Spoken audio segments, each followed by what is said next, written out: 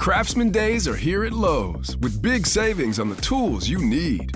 Save $100 on the Craftsman V20 6-Tool Power Tool Combo Kit, now at $199. No matter what the project is, Craftsman's high-quality, high-performance products empower you to build on. Stop by your nearest Lowe's store and check out the full line of Craftsman tools today. Valid through 6/18 while supplies last. Selection varies by location. Nats Chat is brought to you by Walters. Watch UFC 288 this Saturday night at Walters, just across the street from the ballpark, as UFC bantamweight champion Aljamain Sterling takes on Henry Cejudo. Go to waltersdc.com/events to reserve your space now and receive a $5 beer wall card. Now the set, here's the pitch. Thomas swings and hits it high in the air to left center field. Happ going back, way back to the warning track, at the wall, going, and gone, goodbye! Bang! Zoom goes Lane Thomas with a 3-run home run here in the bottom of the second inning. The 1-2. Suzuki bounces one up the first base line. It's a fair ball behind the bag. Smith takes it himself for the unassisted out, and that retires the Cubs in the top of the 7th. 3 up and 3 down for the 6th time in 7 innings for Patrick Corbin. 2 out, 2 runs home, a runner at second, the tying run. And the pitch, swinging a ground ball right side, through to right field, a base hit. Thomas is charging, rounding third, breaking for the plate, Mancini, and the throw will go to second base. The Cubs have tied the game. And the first pitch to Alex Cole, swung on and hit deep to left, down the line toward the corner, way back, going, and gone! Goodbye! It's a game-winning walk-off home run for Alex Cole on the first pitch from Brad Boxberger. I always beg for the 3-run homer. Today we got one. Right? And then we got a big one at the end there. So just keep it going. I'm proud of these guys. And welcome to Nats Chat for Friday, May 5th, 2023, Cinco de Mayo, 2023. The cervezas are a-flowing. If you're a Nationals fan, a 4-3 walk-off win over the Chicago Cubs at Nationals Park on Thursday afternoon to take 3 of the 4 games in the series. I'm Al Galdi, host of the Al Galdi podcast. Mark Zuckerman is off for this installment of the pod, but I'm very happy to be joined by the architect of this podcast, the mastermind of this podcast, Tim Shovers. And Tim, the Nats have won 4 of their last 5 games. The Nats now are 9-7 since their 4-11 start, now are 12-12 since their 1-6 start. We can slice and dice the record however we want, but the bottom line is that the Nats, at least right now, are playing like a decent, respectable, competitive team. A far cry from what we saw for so much of last season. I mean, if you're a Nats fan, I know you may not be thrilled with the overall state of things, but it's hard not to like what we're seeing right now. Yes, this has been very, in relative terms for the Nationals, in a very exciting time. A winning homestand right on the heels of a winning road trip. The homestand started off so terribly, right? You have bad weather, and then they get swept on Saturday and Saturday night. But that, as you said, they win the 4 of the final 5. And look what happened, Al. That 9-7 mark you mentioned, that first game was the Sunday win over Cleveland. So they put Stone Garrett in the lineup on that afternoon, and the whole season turned around. Stone Garrett is the key. Who the heck knew? Check out our new website, natschatpodcast.com. You can listen to previous installments of the podcast. You can order yourself a Nats Chat Podcast t-shirt. You can also always email the show, natschatpodcast@gmail.com, including if you would like to sponsor the podcast. You can sponsor shows for individual games, individual series. We could do all kinds of things for you. You can email Tim again at natschatpodcast@gmail.com. Well, there was so much to this game on Thursday afternoon. First of all, how about the fact that the game lasted for less than 2 hours, 1 hour, 55 minutes? Boy, is the pitch clock making an impact. This really is something. I mean, sub 3-hour games were rare if you're a Nats fan these last few seasons. We got a sub 2-hour game on Thursday afternoon.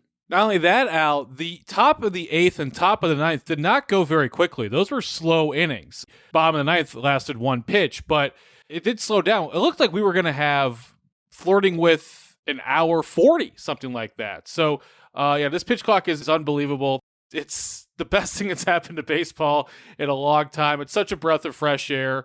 And when baseball is played crisply and briskly, it is such a better sport than what we slogged through the past few years. I mean, as much as fun as this victory was, we probably, in a grand scheme of things, should enjoy the sub 2 hour game even more. It is really good for the health of the sport. It's been awesome to see. I mean, a sub 2 hour game, that was the kind of thing you saw in the 1920s, okay? Like when Walter Johnson was pitching for the Washington Senators, you had sub 2 hour games. When everyone in the stands was wearing a nice suit or a nice dress, you had sub 2 hour games. So yeah, really good to see the pitch clock system having the impact that it's having. But yeah, really good to see the Nats playing as well as they are here right now. And a walk-off victory. Alex Call. I mean, go figure, right? Alex Call entered his final plate appearance of the game, 1 for 15 in the series. Make that 2 for 16. Bottom of the ninth, a first pitch leadoff walk-off home run that essentially hugged the left field foul pole. The homer was off Cubs reliever Brad Boxberger, and the homer gave the Nats a win. I mean, the homer only went a projected 364 feet per Statcast, but, you know, this is how it goes, right? The guy who hasn't done much in the series has been called upon to bunt in the series. We certainly have talked about that on this podcast. Alex Call answering the call with that great walk-off home run, and that happened off what was a crazy top of the ninth inning for the Nationals. I mean, we could do a whole show on what went on with the Nationals bullpen in this game. Only 2 relievers ended up being utilized because, oh yeah, Patrick Corbin had a great start. We'll get to that. But you had Hunter Harvey pitching for a 3rd consecutive game. You had Kyle Finnegan pitching for a 3rd consecutive game. And Finnegan, for a 2nd consecutive game, got in some trouble and then got out of the trouble. Kyle Finnegan, top of the ninth, issued a leadoff walk of Ian Happ, then gave up a double of Seiya Suzuki off the left field warning track. So the Cubs had runners on 2nd and 3rd, nobody out, game tied at 3. You said, okay, the Nats are going to be lucky if they only give up a run, maybe even only give up 2 runs in this top of the ninth. Instead, the Nats gave up 0 runs. Finnegan generated back-to-back swinging strikeouts of the Cubs' numbers 5 and 6 batters, Cody Bellinger and Patrick Wisdom. And then Finnegan got Trey Mancini to fly out for the 3rd out. And the very next pitch of the game was the Alex Call walk-off home run. What a 9th inning on Thursday afternoon. For those who didn't watch the game live, cannot express to you how impossible it felt that Finnegan was going to escape that top of the ninth without giving up a run. It was 2nd and 3rd, right away, no outs, heart of the order coming up. This is after Hunter Harvey really struggled in the top of the 8th. It was clear that the bullpen was running on fumes. It's the 7th game in the past 6 days because of the doubleheader on Saturday. There's no off day coming up as they're about to go cross country. And it's just seemed inevitable that this game was going to be 4 or 5 or 6-3 in the blink of an eye. Not only does Finnegan get out of it, but what about Davey Martinez calling for 0 intentional walks with first base open? You thought maybe with Bellinger, they go for the strikeout. He gets the strikeout. Now Wisdom comes up. You're thinking, okay, if you put Wisdom on, that puts a double play involved. If Mancini hits a ground ball up the middle, you can get out of the inning. Pitches to Wisdom and gets out of it. Then the great catch to end the top half of the 9th inning. The 0-2 pitch, swing and a pop-up. Shallow right. Garcia chasing. Thomas coming in, can't see it. Now he does, and he makes the catch to retire the side. I thought he was going to walk Mancini just because of Velasquez on deck, but that was an unbelievable 9th inning out. Well, in honor of Cinco de Mayo, Kyle Finnegan in that top of the ninth demonstrated huevos, shall we say. I mean, I gained a whole new respect for Kyle Finnegan off what we saw over these last 2 games in this series. And there's no doubt with Finnegan, there still is this, he's either really good or really bad thing with him. But for him to navigate his way out of trouble in each of these last 2 appearances, I think that says a lot of good things about him and his ability to stay composed and his ability to make pitches when he really has to. You know, Davey Martinez during his post-game press conference on Thursday afternoon really sang the praises of Kyle Finnegan, talked about how he always wants the ball, doesn't shy away from pitching. I can't say enough of what he did. That was impressive, and he's the one guy that's down the bullpen. I always say that the more we use him, the better he feels. When he sits for a while, he comes out and he's not so sharp. Finnegan and Harvey each pitching for a 3rd consecutive game, each pitching on a 3rd consecutive day. How often do you see that for any major league team over the course of the 162? 2 relievers in the same game, each pitching on a 3rd consecutive day, and yet we had that in this game. Now, you mentioned Hunter Harvey. He was not at his best in that top of the 8th, but again, pitching for a 3rd straight game. He officially allowed a run, but he in the inning also allowed 2 inherited runners to score. So Harvey came into the game top of the 8th with runners on 1st and 2nd, nobody out Nats holding a 3-0 lead. Yeah, the Nats did blow a 3-0 eighth-inning lead in this game. Harvey gave up an opposite field RBI double by Trey Mancini off the right field wall on an 0-2 pitch on a ball that was very poorly played by right fielder Lane Thomas, although Lane had a big blow earlier in the game. We'll get to that. Harvey gave up a one-out RBI sac fly by Miguel Amaya to the left field warning track on a ball that was nearly a big home run that could have totally changed the outlook on this game. And Harvey gave up a 2-out opposite field RBI single by Nico Horner through the right side of the infield on an 0-2 pitch to tie the game at 3. So, I mean, just so much to that top of the 8th inning when you think about the misplay by Lane Thomas on the RBI double by Mancini, the home run that instead ended up being a sac fly by Amaya, and then Nico Horner with that key single on an 0-2 pitch to knock the game at 3. Davey really seemed to go all in. He wanted to win this series by pitching his top 2 guys 3 days in a row, and he probably was hoping to milk an 8th inning out of Corbin, and that almost occurred based on the way that Corbin was pitching so well. But it's going to be interesting. I mean, he guaranteed that he's not going to pitch either guy on Friday night. So that is one little subplot to follow, by the way, for Friday. Can Josiah Gray maybe go 7 innings, maybe a little bit more, and give the bullpen some help? But Harvey has a well-deserved Friday coming up. Davey has been very aggressive with his bullpen these last few games. And, the Nats are playing well and are in games, and Davey is trying to win games. So, you certainly can't respect that. But, you look at what happened in this series. Monday night, 3 relievers got used. Tuesday night, 4 relievers got used. Wednesday night, 4 relievers got used. And then on Thursday afternoon, 2 relievers got used. But again, each guy was pitching on a 3rd consecutive day. Hey, are you a law firm partner stuck on an underperforming team while the rest of the competitors are spending big and winning big? Well, unlike Mackenzie Gore and Keibert Ruiz, you have options. You don't have to stay on your 60-win team. Nats Chat sponsor Mason Kalfis and his team specialize in placing partners and associates at medium-sized and large law firms in Washington, D.C. and across the country. Mason Kalfis has recruiters in 6 states and has placed lawyers in more than half of the 100 largest law firms in the United States. While you may be reading doom and gloom from the legal press, many practices are red hot. Antitrust, IP litigation, white-collar litigation, finance and direct lending, and healthcare. Because you are not under a CBA or team control for 6 years. In fact, staying at a firm too long is often a recipe for being underpaid. Explore your options today with Mason Kalfis. Call Mason today at 202-486-3535. That number again, 202-486-3535. Holds his hands chest high, brings the leg up and the arm around, and a swing and a miss and a changeup in the dirt. Adams applies the tag, and Corbin just carved up Suzuki with a filthy diving changeup.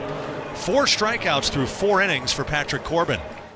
Patrick Corbin on Thursday afternoon wasn't just good. He wasn't even just really good. He was, dare I say, 2019 Patrick Corbin. What a job by Patrick Corbin in this game on Thursday afternoon. Now, if you know your recent Patrick Corbin history, you know that even in his recent bad seasons, he has had some good outings. It's not like every outing has been wretched, but Corbin on Thursday afternoon pitched like the guy who we saw in that 2019 World Series championship season. He allowed 2 runs in 7 innings, but even that doesn't tell the full story because the 2 runs that were charged to Corbin came in that top of the 8th with him actually out of the game. So he tossed 7 scoreless innings before being charged with 2 runs in what was a 3-run Cubs 8th inning. But Corbin in this game on Thursday afternoon gave up just 3 hits, all of which were singles. And, that stands out maybe more than anything because a big feature of Corbin's decline over these last 3 seasons has been him giving up a lot of hits. He only gave up 3 hits on Thursday afternoon.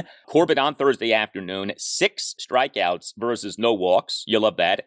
And Corbin on Thursday afternoon pounded the strike zone. He annihilated the strike zone. He threw 80 pitches, 57 strikes versus 23 balls. A strikes to balls ratio of nearly 2.5 to 1. Who was this guy who we saw on Thursday afternoon? Corbin was really good. 56 pitches through 5 innings, Al. I mean, I was wondering, how deep are we going here? And he seemed absolutely excellent until He hits the heart of the order for their third time through in the top of the eighth, and everything reversed from there. It was really fun to watch. When Corbin is locked in, and I know that we very, very, very rarely get that, but when he is a fun pitcher to watch because, as you said, he pounds the strike zone.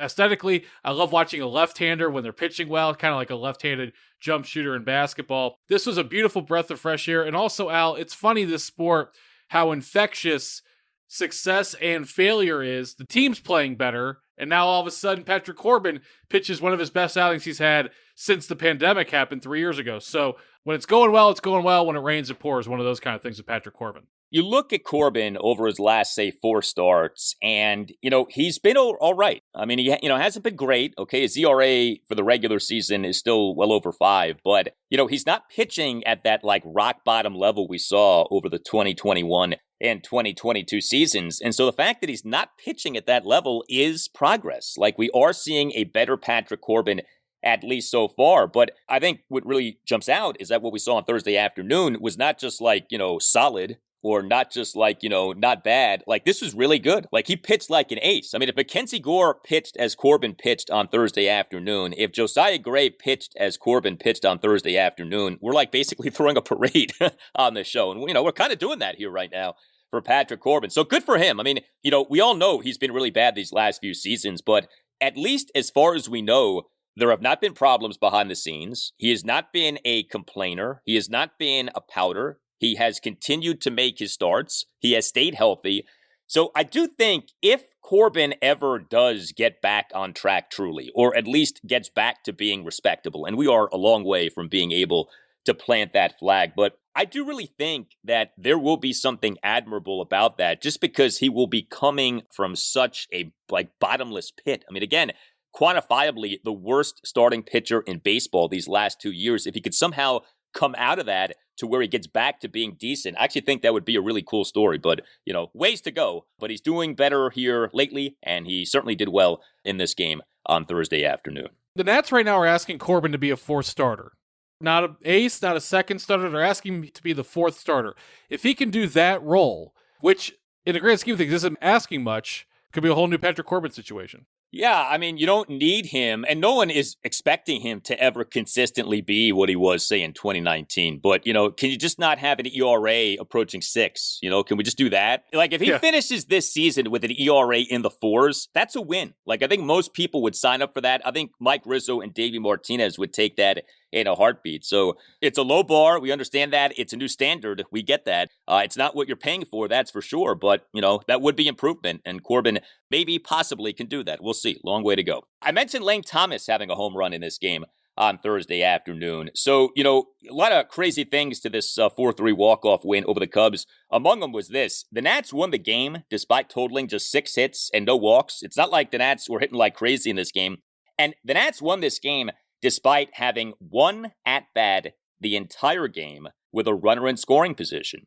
The Nats in this game went 1 for 1 with runners in scoring position, but that lone hit with a runner in scoring position was a 3-run home run by Lane Thomas. Lane Thomas, in what ended up being a Nats 3-run second, a 3-run home run to left center field for a 3-0 Nats lead, 408 feet per StatCast. And, that is the beauty of the home run. It's not that you need a lot of hits if you're hitting home runs, and the Nats in this game hit 2 big home runs. And, you think about Lane Thomas, so he had not hit a home run at all in this regular season. He ended up hitting 2 home runs in this series, also had a 2-2, but Thomas in the 5-1 loss to the Cubs on Monday night, 1 for 3 with a solo home run. This is a guy who had 17 home runs last regular season, now has 2 this season. Maybe the Lane train is starting to find his home run stroke. The Nats certainly could use that. Good to see him have a couple of home runs in this series. If he can hit 20 homers, that's a win, from Lane Thomas, and Lane Thomas can do that. As an aside, I don't know how I feel about the home run wig celebration. I like that they're doing something, but I think they could do a little bit better than that. That feels a little elementary. But Lane Thomas it's funny, he's been with the team now since August of 2021. Still don't know where he fits in, right? Is he a right fielder? Is he a center fielder? Where should he properly hit in the lineup? He's still a bit of a mystery, but he came up huge this week and especially today, obviously. Yeah, I was thinking about this actually during the game. And by the way, I'm undecided on the wig. We've only seen it a couple of times, so I want to take it in more before we make a decision. We might have to actually put that out on a Twitter poll on at Nats_Chad. But like, if you are forced to drop Lane Thomas into one of two buckets, and that being he is a piece or he's not a piece, talking about like long-term, potential building block. I actually think I would say with Lane Thomas, he's more of a piece than he is a non-piece. Now, what he is as a piece might be on a good team, a fourth outfielder, but he is a capable starting outfielder. We know he has a really good arm, especially for a corner outfielder. He still has an issue with fielding balls near outfield walls. We saw that again in this game on Thursday afternoon on that double that, look, I don't know if it should have been caught. It definitely could have been caught. And that ended up being a crucial play, that Trey Mancini opposite field RBI double in the 3-run 8th inning. But, Lane has some power. Like I said, 17 home runs last regular season. And, with so many Nats going like ice cold at times so far this year, and then maybe having a few good games and then going back to not hitting much, I think if you had to say who has been the most consistent hitter on the Nats this year, Lane Thomas is in that conversation. Now, he kind of came down a little bit recently, but he's heating back up now. But I think we've seen enough of him to where there is something there. I guess it's just a question of like how much of a something, but he's not a nothing. I don't think that. I just think, it may be like he's best suited as a guy on your bench as opposed to an everyday outfielder. But we'll see. I mean, he's getting, like Victor Robles, Thomas is getting ample opportunity in these rebuilding seasons. So the real estate is there for him to do with it as he pleases. So, hopefully he keeps it going here. Hey guys, it's Al Galdi for Window Nation. Some amazing news from Window Nation. You can modernize and reinvest in your home today with new windows from Window Nation, all while capitalizing on Window Nation's best deal of the year. 0% financing for 5 years. Unheard of. 0 interest for 5 years. And Window Nation will give you 2 free windows for every 2 windows that you buy. Call 866-90NATION or visit windownation.com and tell Window Nation that you want the deal that you heard about from Al Galdi on the Nats Chat podcast. Protect and increase the value of your home today by taking advantage of this great offer. Again, 0% financing for 5 years and 2 free windows for every 2 windows that you buy. And by the way, that goes for any style of window from Window Nation, and there's no limit. Save thousands of dollars on your new windows and save money on energy bills, all while upgrading the look and feel of your home. 866-90NATION or windownation.com. 866-90NATION or windownation.com. And make sure that you tell Window Nation that Al Galdi sent you. Hey, Nats Chat listeners, Tim Shovers here, producer of the podcast, to tell you about Game Time. Do you struggle sometimes to find tickets to your favorite events? Buying tickets to these shouldn't be stressful. That's why you should look into the Game Time app. It's even harder these days with the lack of paper tickets available on the street. If you're looking for tickets to Nats, DC United, or even the Drake concert this summer, Game Time offers the lowest price guarantee, event cancellation protection, and job loss protection. Game Time is the place for last-minute ticket deals. Forget planning months in advance. Game Time has deals on tickets right up to the day of the event. It's the fastest-growing ticketing app in the country for a reason. Get images of your seat before you buy so you know exactly what to expect when you arrive. Snag the tickets without the stress with Game Time. Download the Game Time app, create an account, and use code NATSCHAT for $20 off your first purchase. Terms apply. Again, create an account at gametime.co and redeem code NATSCHAT for $20 off. Download Game Time today. Last minute tickets, lowest price, guaranteed. Corbin to the plate. Swinging a line drive center field. Call racing over to his right on the go. He dives, and he caught it, and he holds on. Alex Call sticks the landing. A layout diving catch toward left center field, robbing Swanson. And that's out number 1 in the top of the 7th. So the Nats get 3 out of 4 games in this series. I thought it was interesting. Davey Martinez, during his post-game press conference, talked about how rebuilding team, we can talk about how the season is about seeing how young players do. But I thought Davey did make a worthy point, and I didn't just think that this was like Davey speak or just manager speak. I think there is some validity to this. Winning is a big part of that, and the more we can do it, the more these guys can relax and say, hey, we can do this. We can do this together. And so, if you're trying to develop the C.J. Abramses and the K-Bert Ruizes, even though he wasn't the Nats catcher in this game on Thursday afternoon, but, the Josiah Grays and the Mackenzie Gores, doing things like winning 3 out of 4 games against the Cubs and, having a 9th inning like the Nats had on Thursday afternoon and having a walk-off win, there is value in that. There is growth that can come from that. And so I thought that was a good point by Davey, and I do think that there is something to that. I'm embarrassed to say, Al, I just realized while we're taping that they won the series without their 2 best pitchers, without Gray and Gore. Kind of realized when you said that. To your point about winning with Abrams and Garcia, I point to a game from, this is the final few months of the 2021 season. Do you remember the game where Paolo was up 6-0 early, and then the Phillies came back? It was a day game, and Garcia made a couple of bad plays in the field, and the Phillies came back, and it felt inevitable. You knew the Phillies were going to come back. Now the set and the pitch. Breaking ball hit hard on the ground. A second. It goes right through Garcia into right field. 2 runs are going to score on the play. Where I'm going with that is that now you trust Luis Garcia and, as you said, Abrams up the middle to make the plays late in the game to come through. It takes a while to start winning, and now we're seeing the fruit born from what was a terrible, boring, impossibly long and slow 2022 is yielding results here in early May of 2023. Yeah, I mean, I don't think it has to be an either or to where you're like, okay, it's all about winning or it's all about development. Like, you can value both in a season like this one for the Nationals. I guess my outlook has always been your guiding light, your North Star should be the rebuild and it should be the development of guys. But that doesn't mean that you completely just ignore winning. It doesn't mean that you don't try to win. And that doesn't mean that there isn't value in winning. Like, of course there is. And the 2 things in theory go hand in hand. Like, if guys are doing well, then chances are you are going to be winning some. And if you're losing a lot, then that probably means that, your young pieces aren't doing so well.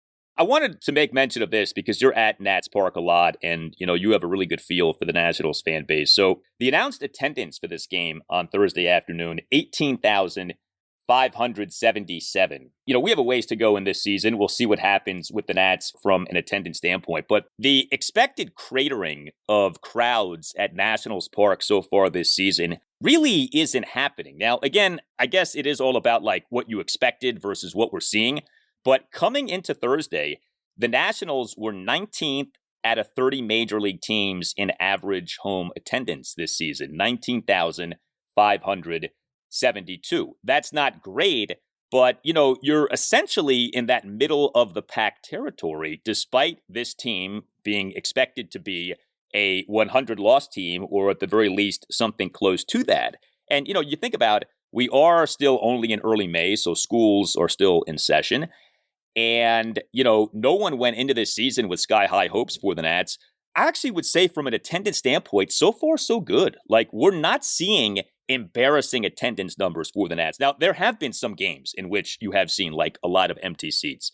But I would say, a month plus into the season, I actually think this is a credit to baseball fans in D.C., a credit to Nationals fans, that the Nats are drawing respectable crowds, at least announced crowds, at Nationals Park.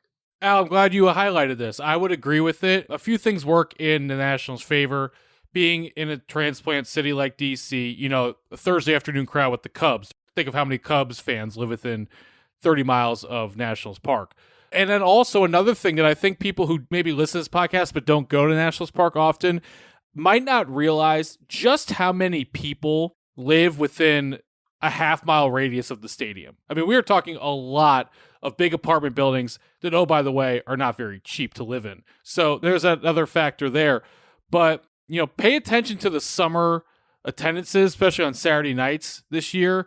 Nationals Park is just a fun place to be on a Saturday evening. There's good ballparks and there's bad ballparks, and I'll put Nationals Park up against most ballparks in terms of going on an average game. And I think a lot of people know that, Al, and locals respect that. And so because you don't have a negative ballpark situation like other cities, that is why these attendances have not cratered and been more stabilized. Yeah, and, obviously this will be put to the test truly if the Nats do end up being really bad and you're in the dog days of August and, people are on vacation and getting ready for school and, we'll see what attendance figures are then. We'll see what happens come September. But for now, I think the Nationals as an organization, I think Nats fans have a lot to be proud of in terms of the attendance numbers that the team is generating. And you mentioned how expensive it is to live in that immediate area. I think that's something else, too, to keep in mind. the Washington, D.C. area is a rich area. And when I say rich, what I mean is you have a lot of disposable income in the D.C. area. So not just the city of D.C., but, you think about counties like Montgomery County, Maryland, and Fairfax and Loudoun County in Virginia. And you also have a lot of advertising dollars in this area. I mean, the Washington, D.C. market is a top 10 media market. And so, with this money, you're going to have people who, are looking for things to do with that money. And so going to a baseball game can be one of those things. And so I think that that's something that really helps to fortify this area as a baseball area. Like, I don't worry anymore about Washington, D.C. having to prove itself as a baseball town. You know what I mean? Like when people talk about, well, you lost the Senators twice. Washington, D.C., the D.C. area was a very different place when the Senators left this area twice, to say nothing of the other circumstances that were ongoing, including an owner in Bob Short who was, shall we say, not so good. So where we are as an area now is a lot different than where we were, 50, 60, 70 years ago. And, again, we'll see what happens with the Nationals attendance. I'm not trying to, wave the flag of victory here. Okay, we're only a month plus into the season, but I think that's worth noting because I think a lot of people, ourselves included, thought, hey, this could get ugly in terms of attendance at Nationals Park this year. So far, that has not been the case. I will give one other bit of insight for the Navy Yard neighborhood for those not familiar with it, because I spent a lot of my 20s playing co-ed softball at what is now Ryan Zimmerman Field right by Nationals Park. So I was on a softball team in a league with a lot of people that work on the Hill and that, live in the Navy Yard area. But I did spend a lot of time socially around people who are transplants that live in Navy Yard. And where I'm going with that is not only is that a very expensive area, but one other thing, there are an abnormal amount of people who are in their 20s and 30s that are making a solid living and don't have children. So when we say that there's a lot of disposable income in that area, even more so because of the unusual nature of the Capitol Hill adjacency to the ballpark. Oh, yeah. I got 2 small kids, and they are sucking on whatever disposable income I have. Yeah. I can promise you that. So, yeah, very good point in that regard. Well, you tell us what you think. I mean, you are a Nationals fan. You are a Nationals observer. Where do you think we're at as a baseball city? What do you make of the Nats, at least so far, doing well from an attendance standpoint? And, oh, yeah, the Nats right now doing well from a win-loss standpoint. Hit us up on Twitter at Nats_chat. You can email the podcast, natschatpodcast@gmail.com. You can find us on Instagram as well, at Nats Chat Podcast. All Nationals radio highlights on Nats Chat are courtesy of 106.7 The Fan. Thank you to Tim Newmark for the Nats Chat Podcast music. Visit timnewmark.com for more information on what Tim Newmark can do for you. Mark Zuckerman will be back with us for the next installment of the podcast. For Tim Shovers, I'm Al Galdi. We're going to thank you for listening on this installment of the podcast. But before we go, we're going to leave you with something special. The voice of the AA Harrisburg Senators, Terry Byrom, with an update on starting pitcher Jackson Rutledge and a few others in terms of how things are going for Harrisburg. We thank Terry, and we thank you for being a part of the Nats Chat Podcast. This is Terry Byrom with the Harrisburg Senators update. Right-handed starter Jackson Rutledge is off to a solid start in AA. Overall, he's 2-1 with a 3.58 earned run average. His last 3 starts have been his best starts. On April 19th at Akron, he went 6 innings and allowed 2 earned runs, 5 hits, and struck out 4. On April 25th against Somerset, he went another 6 innings. And on May 3rd in New Hampshire, he went 6 innings of shutout baseball, allowing just 4 hits while striking out 7 and walking 2. Rutledge is the Nationals' MLB pipeline number 11 prospect and Baseball America's number 9 prospect. So far, he's certainly pitched like a top prospect this season. Another prospect, catcher Drew Millis, is off to a hot start. He's batting .386 with a .518 on base percentage and a 1.086 OPS through the first month of the season. He'd be leading the Eastern League in hitting if he had enough plate appearances. As good as he has been offensively, he might be even better defensively. Even with the rules designed to help base running, he's thrown out 8 of 25 base runners. Another newcomer to the Senators, second baseman JT Arruda, is off to a good start in his AA career. He has a .388 on base percentage and has stolen 9 bases, which is tied for second in the league. Overall, the Senators' offense has drawn the most walks in the league and has their highest on-base percentage since the end of the 2017 season. This is Terry Byrom with the Harrisburg Senators for the Nats Chat podcast.